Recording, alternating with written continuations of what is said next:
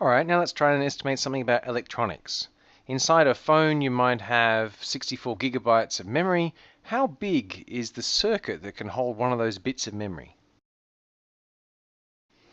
Okay, so we've already said that we've got our phone, and inside that phone there's going to be a chip. So I've seen teardowns of phones and I could guesstimate a little bit how big those chips are. So a chip is something like a 2 centimeter square, and then they're pretty thin, maybe 2 millimeters. So that's a fairly small object to hold 64 gigabits of memory. Now a gigabit is a billion, so 64 gigabits is 6.4 by 10 to the 10 bits, or thereabouts. So if I want to work out the volume for a single bit, it's the volume of this whole object here, this whole chip, divided by the number of bits. Now again, I don't want to mix millimeters and centimeters, so I want to convert it all into one unit. Rather than choosing meters for each and therefore going to cubic meters, I think I'll do the simpler thing and just convert into centimeters.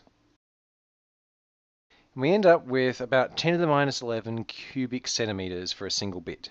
Now remember that the volume scales as the length cubed, and so if I'm looking for the sort of size of a cube that would have this volume, then I'd have to take the cubic root. So that number is about 2 by 10 to the minus 4.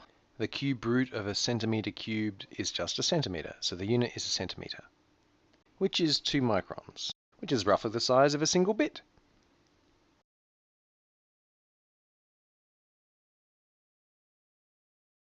So once again, none of those estimates were accurate, but they're in the right ballpark, and that's a really important thing to be able to do yourself. And what does it take? It takes the ability to do that kind of scaling argument, because that lets you really map something that you do know to something that you don't know.